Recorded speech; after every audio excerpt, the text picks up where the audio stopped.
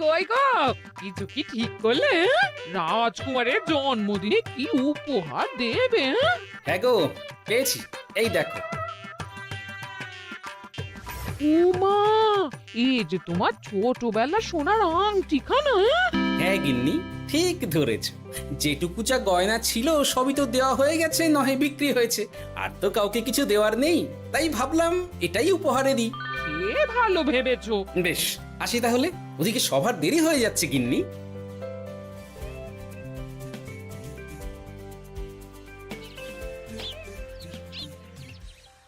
আচ্ছা শোনো, একটা কথা বলতে ভুলে গেছিলাম। আজ একটু তাড়াতাড়ি বাড়ি এসো, শাড়িওয়ালাকে আসতে বলেছি দুপুরে। আবার শাড়িওয়ালা কেন? আরে তুমি ভুলে গেলে, সামনে আমার বোনদির বিয়ে, তার জন্য নতুন শাড়ি লাগবে না গো। একমাত্র বড় মাসির মেয়ে বলে কথা। বুঝলাম। তো ওই একটা শাড়ির জন্য আবার আমাকে থাকতে হবে? 3টে শাড়ি উপহারের পাশাপাশি আমারও একটা শাড়ি চাই। হ্যাঁ আচ্ছা, তুমি নতুন শাড়ি নিয়ে কি করবে বলো তো? বিয়েটা তো তোমার বংশীর। বলি, সারাটা জীবন তো এই এক কাপড়ই কাটিয়ে দিলাম, কি দিয়েছ তুমি আমায়? কেন, এই নিজেকে? আমার মতো স্বামী আর কোথাও পাবে? ও সব মন ভুলানো কথায় আর চিড়ে ভিজবে না, তাড়াতাড়ি আসবে বলে দিলাম। হ্যাঁ অগত্যা।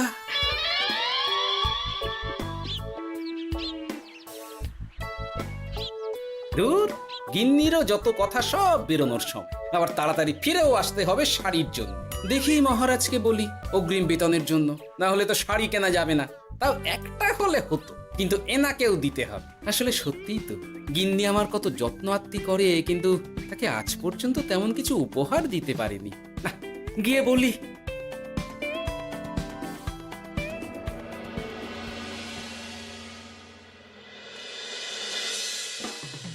রাজকুমারীর জন্মদিন উপলক্ষে যে আপনারা এত উপহার এনেছেন তার জন্য অনেক ধন্যবাদ।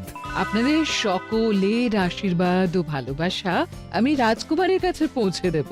এ আর এমন কি মহারাজ, জানেনই তো রাজকুমার আমাদের সকলের কাছে কত প্রিয়। ঠিক ঠিক। কিন্তু আমি অবাক হচ্ছি আপনার প্রিয় গোপাল জন্মদিন ভুলে গেছে দেখে। এখনো পর্যন্ত তার কোনো পাত্তাই নেই। হ্যাঁ তাই তো, গোপাল আসেনি কেন? এসে গেছি মহারাজ। তা বলি, এসে তো উদ্ধার করে দিয়েছো।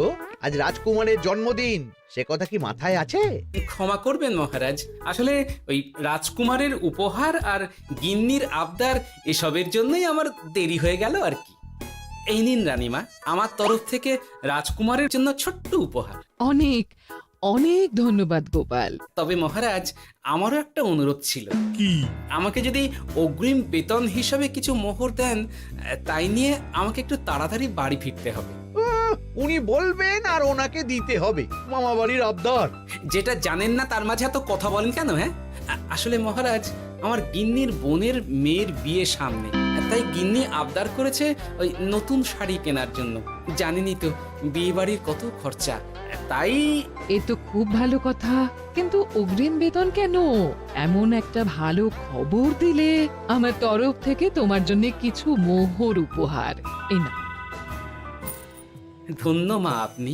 আপনার মতো মা থাকতে সত্যি ছেলের কোনো চিন্তা থাকে না রানীমা। ইস, বেটা আবার সুযোগ বুঝে মোহর পেল। কেন যে আমার এমন হয় না। এবার তাহলে আসি মহারাজ, গিন্নি ওদিকে অপেক্ষা করছে। হ্যাঁ হ্যাঁ, যাও যাও, আজ তাহলে সভা এখানেই শেষ করলাম। মহারাজ, আপনার সাথে আমার একান্তে কিছু কথা আছে, আমি অন্দরমহলে গেলাম। রানীমার আবার হঠাৎ কি হলো, ব্যাপারটা দেখতে হচ্ছে।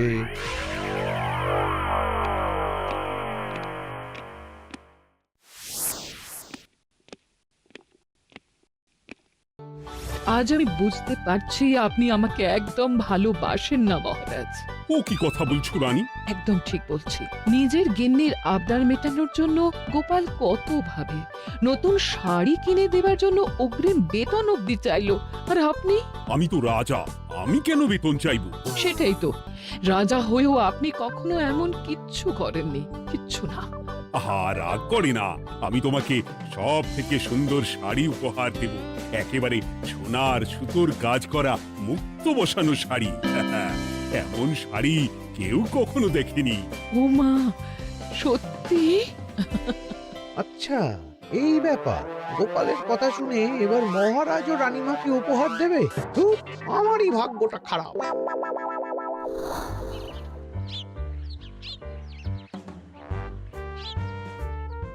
হাজার চেষ্টা করেও গোপালকে আটকানো যায় না।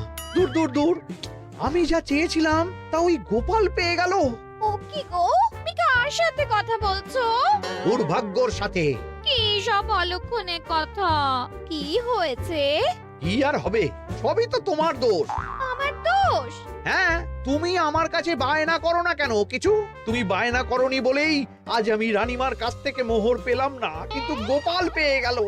এবার বুঝলাম। ঠিক আছে, এখন তাহলে বায়না করছি, তুমি কাল গিয়ে সেটা রানীমাকে জানাবে। ঠিক আছে? হ্যাঁ, করো করো করো, বায়না করো, বায়না করো। কি চাই, কি চাই, কি চাই? পেয়েছি। তুমি রানীমাকে গিয়ে বলবে যে আমার একটা সোনার হার চাই। এই না হলে আমার বউ। দারুণ চাল চেলেছো।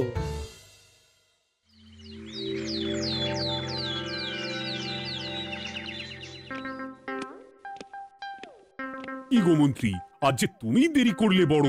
আগে মহারাজ, আমাকে সময় নিয়ে শোনাতে শোনাতে মন্ত্রীমশাইয়ের মনে হয় নিজেরই সময় জ্ঞান খারাপ হয়ে গেছে। তুমি থামো তো মহারাজ, আমারও খুব বড় একটা বিপদ হয়ে গেছে। একমাত্র রানীমাই আমাকে বাঁচাতে পারবেন। আমাকে একটু ওনার সাথে দেখা করার অনুমতি দিন মহারাজ। কিন্তু তোমাদের রানীমা তো এখানে নেই। আসলে জানোই তো যে কুমার অনেক দূরে থাকে, তাই গতকাল রাতেই রওনা দিয়েছে। সে কি, রানীমা নেই? এবার কি হবে আমার? কেন কেন কেন, কি হয়েছে? আসলে মহারাজ, আমার বউ আমার কাছে সোনার হার গড়িয়ে দেওয়ার বায়না করেছে, তাই আমার। বুঝেছি বুঝেছি, চুপ করো তুমি। এখন তোমাকে মোহর দিতে পারবো না। কেন মহারাজ? পরের মাসে দিতে পারবো। আসলে তোমাদের রানীমাকে সোনার সুতো দিয়ে কাজ করা এক শাড়ি উপহার করেছি সদ্য, যার জন্য অনেক খরচ হয়ে গেছে। তাহলে আমার সোনার হার পরের মাসে গড়িয়ে দিও। এটা তো ঠিক না। গোপাল আপনার প্রিয় বলে যখন যা চায় তখনই সাথে সাথেই পেয়ে যায়, আর আমার বেলায় এমন। এমন কোনো ব্যাপার নয় মন্ত্রী। মহারাজ, আপনি বরং আমাকে দেওয়া মোহরগুলো আমার অগ্রিম বেতন হিসেবে ধরুন, না হলে মন্ত্রীমশাই এমন অভিযোগ বারবার করবেন। আহা গোপাল, তোমাকে তো স্বয়ং রানীমা উপহার দিয়েছেন, এসব কিছু করতে হবে না। যেমন আছে তেমনই থাক। ঠিক আছে, আমিও দেখে নেব পরে। কি দেখে নেবে মন্ত্রী? না না, ও কিছু না মহারাজ, পরেই দেখে হার গড়ানোর কথা বলছি।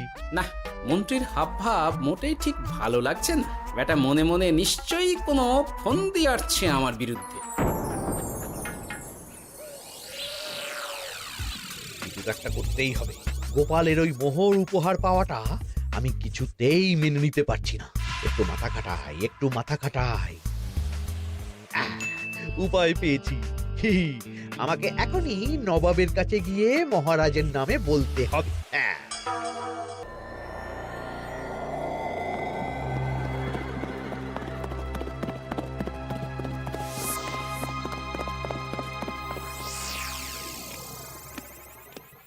প্রণাম নবাব বাহাদুর। আরে এ যে কৃষ্ণনগরের রাজা কৃষ্ণচন্দ্রের মন্ত্রী, তো হঠাৎ এখানেই কেন? আমি নবাব বাহাদুরকে আন্তরিক ধন্যবাদ জানাতে এসেছি। কিসের জন্য? এই যে আমরা খুব খুশি রাজা কৃষ্ণচন্দ্রের মতো একজন শক্তিশালী রাজা পেয়ে। শুধু সামরিক বলেই নয়, আর্থিক, সামাজিক, রাজনৈতিক সব দিক থেকে। আর এটা সম্ভব হয়েছে আপনার মতো একজন নবাবের মহারাজের ওপর কৃপা দৃষ্টির জন্য। বলতেটা কি চাইছো তুমি? তেমন কিছুই না, আপনার গুণগান করছি। নইলে আপনিই বলুন না, আমাদের মহারাজ কখনো সোনার সুতোয় বোনা মুক্তোর কাজ করা শাড়ি কিনে রানীমাকে উপহার দিতে পারে? কি সোনার শাড়ি? হ্যাঁ, এমন দামি শাড়ি যা হয়তো নবাবের কাছেও নেই। ঠিক আছে ঠিক আছে, তুমি এখন আসতে পারো। আর শোনো, আমি তোমাদের রাজ্য পরিদর্শনের জন্য লোক পাঠাবো। কবে কখন সেটা কাল তোমাদের সূচনা পাঠিয়ে দেবো, কেমন? ঠিক জায়গাতেই আগুনটা ধরিয়েছি মনে হচ্ছে। বেশ। ব্যাপারটা আমার মোটেই ঠিক লাগছে না উজির।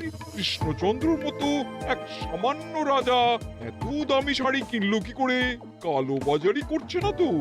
আমিও একই কথা ভাবছিলাম হুজুর। এক কাজ করো, কালকে কৃষ্ণনগরে খবর পাঠাও, 2 দিন পর রাজকার্য পরিদর্শনের জন্য তুমি সেখানে যাবে।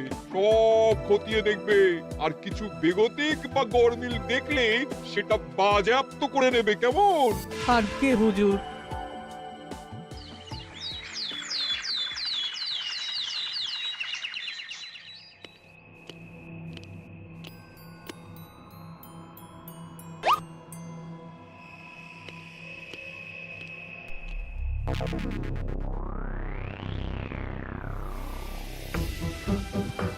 কি হয়েছে মহারাজ? কার চিঠি?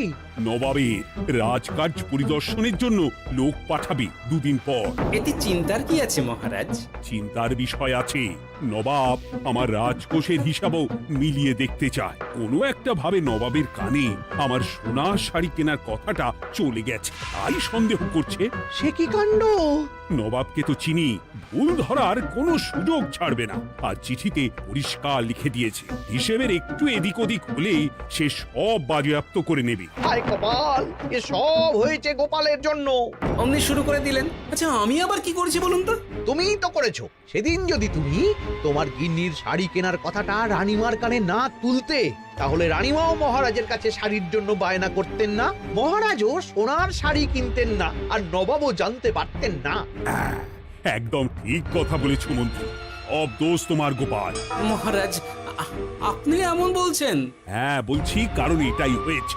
দুশ্চিন্তায় এখন মাথা খারাপ হয়ে যাচ্ছে আমার। আমি জানি না তোমার জন্য আজ অব্দি এমন বিপদে কবে পড়েছি। এবার তোমাকেই এখান থেকে বেরোনোর উপায় বের করতে হবে।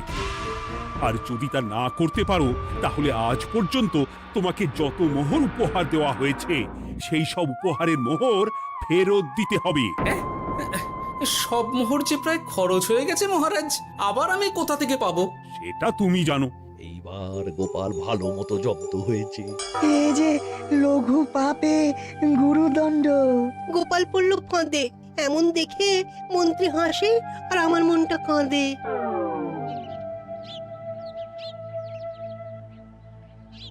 এখানে বসে কি করছো গো গিন্নি? এসে পড়েছো? ও মা, তোমার মুখটা এমন শুকনো দেখাচ্ছে কেন? আর বলো না, এই হিসেবের ঠেলায় সবকিছু বেহিসাবি হয়ে যাচ্ছে একেবারে। আচ্ছা, তুমি কি করছিলে ওই রসিদগুলো নিয়ে? দেখে হিসেব করছিলাম এই মাসে অনেক খরচ হয়েছে কিনা, সেই বুঝে পরের দিনগুলো চালাতে হবে গো। কি বললে? রসিদ দেখে হিসেব কষা? রি, এটা তোমার মাথাতেই আসেনি। ধন্যবাদ গিন্নি, আরো একবার তোমার জন্য এই যাত্রায় আমি বেঁচে যাব মনে হচ্ছে। বেঁচে যাবে কেন? কি হয়েছে? আচ্ছা, আমাকে আবার একটু রাজপ্রাসাদে যেতে হবে। আমি এলাম গিন্নি। কি যে বলে লোকটা, কিছুই বুঝতে পারি না।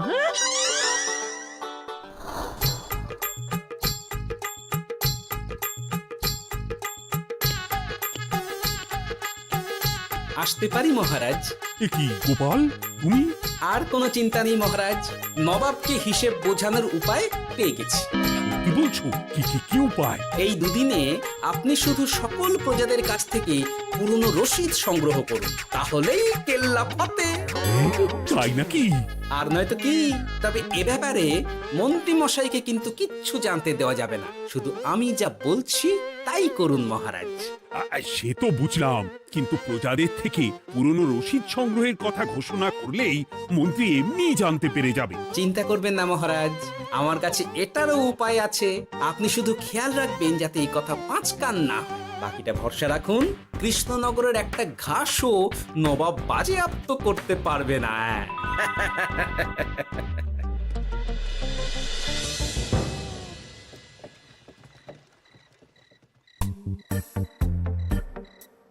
গোপাল দাদু, আমরা সব চলে এসেছি।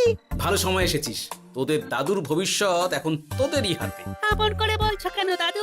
আমরা থাকতে তোমার কিচ্ছু হবে না, শুধু বলো না কি করতে হবে। জানি তো, তোদের যেটা করতে হবে সেটা হলো সবার বাড়ি বাড়ি গিয়ে পুরনো রসিদ সংগ্রহ করতে হবে। এই ব্যাপার, এটা এমন কি? কিন্তু কেউ যদি জিজ্ঞাসা করে কেন চাইছি, তখন বলবি যে ওই গোপাল দাদু ওই টোঙা বানাবে বলে পুরনো কাগজ চাইছে। আচ্ছা, আমরা এক্ষুনি নিয়ে আসছি। যাক, প্রথম ধাপ হয়ে গেল, এবার পরের ধাপের প্রস্তুতি। যাই একবার বরং বিজ্ঞানীর কাছ থেকে ঘুরে আসি। বিজ্ঞানী, ও বিজ্ঞানী, বাড়ি আছো? আরে গোপাল যে, এসো এসো ভেতরে এসো। বলো, তোমাকে কিভাবে সাহায্য করতে পারি? তোমার কাছে কালি মোছা যায় এমন কোনো কিছু আছে? কালি মোছার জিনিস? হ্যাঁ, একটা তরল রাসায়নিক পদার্থ আছে যেটা সব ধরনের কালি তুলে ফেলে। দাঁড়াও দিচ্ছি। অনেক ধন্যবাদ বিজ্ঞানী।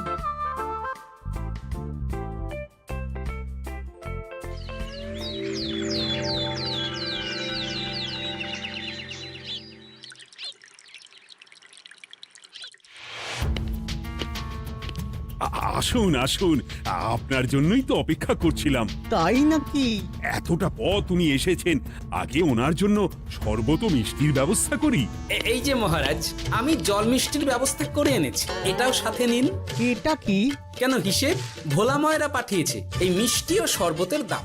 এর মধ্যে এই কাজের সাথে যুক্ত ভোলা ময়রা আর তার পরিচারকের পারিশ্রমিকও যুক্ত আছে। হ্যাঁ, আসলে আমাদের মহারাজ তো প্রতিদিনের খরচ খুব হিসেব করে চলেন, তাই। ও, আমি একটু বসবো? নিশ্চয়ই, ওই তো ওদিকে বসার জায়গা। আপনি কি হাওয়া খাবেন উজির সাহেব? তাহলে রশিদে ওটাও যুক্ত করব। মশকরা হচ্ছে? আহা, রেগে যাচ্ছেন কেন? আপনার সাথে মশকরা করার মতো স্পর্ধা আমার নেই উজির সাহেব। আসলে মাসের শেষ তো, তাই একটু বেশি হিসেবে চলতে হচ্ছে আর কি। আমাকে হিসেব দেখাচ্ছ? আর রাজা কৃষ্ণচন্দ্র যে সোনার সুতোয় বোনা শাড়ি কিনতে পারলো, সেটার হিসেব কোথায়? একটা সামান্য রাজা এত অর্থ পায় কোথা থেকে? এ আবার কেমন কথা? মহারাজ যা কিনেছেন সেটা তো তার জমানো অর্থ দিয়েই কেনা। আমি বিপথে কোনো কাজ করি না। সেটা তো রাজকোষের হিসেব দেখলেই বোঝা যাবে। শুনে রাখো গোপাল, একটুও যদি হিসেব এদিক ওদিক দেখি না, তাহলে সব বাজেয়াপ্ত করে দেব। কোনো চালাকি নয়, কোনো চালাকি নয়। বেশ, তবে করুন হিসেব। আমাদের কাছে কিন্তু সব কিছু রসিদ আছে। কই গো, আনো সব, আনো আনো।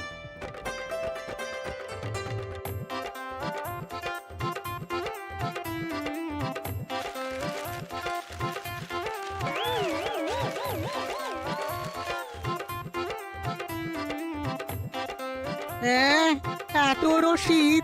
আপনি বরং নিশ্চিন্তে হিসেব কষে নিন, আমরা আসি।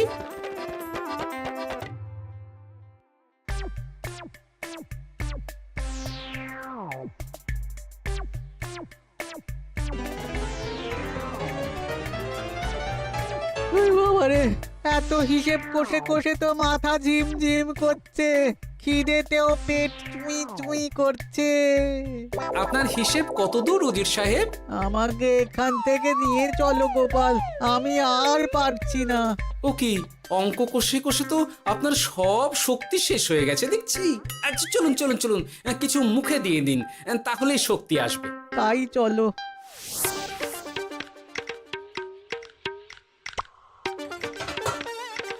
নিন, এটা হলো দুপুরের খাবার, আনাজ মশলা এমনকি রান্নার ঠাকুরেরও পারিশ্রমিকের হিসেব। এবার আমি পাগল হয়ে যাব। আমি আর কোনো হিসেব দেখতে চাই না। সব সময় কি আর হিসেব নিয়ে চলা যায় নাকি? কি আর করা যাবে বলুন? হিসেবে না চললে আপনি তো মহারাজের উপার্জনের উপর সন্দেহ করবেন, আর বেশি খরচ হলেই সম্পত্তি বাজেয়াপ্ত করবেন। তাই বলে সব কিছুতেই হিসেব? কোনো একদিকে বেশি খরচ হলে বাকি দিকগুলো এভাবেই কম করে চলতে হয়। কি ঠিক বলিনি? আমি আমার ভুল বুঝতে পেরেছি গোপাল, এবার আমাকে রেহাই দাও। আসলে তোমাদের মন্ত্রী নবাবের কাছে গিয়ে তোমাদের রাজা নামে উস্কেছে। কি? মন্ত্রী? এই রে, খেয়েছে, এবার পালাতে হবে দেখছি। ঠিক জানতাম, মোহরের জন্যই এত কিছু। তাই তো নবাব এমন করেছেন। বেশ, এবার আমি ফিরে গিয়ে নবাবকে সব জানিয়ে দিচ্ছি। সত্যি গোপাল, তোমার তুলনা হয় না।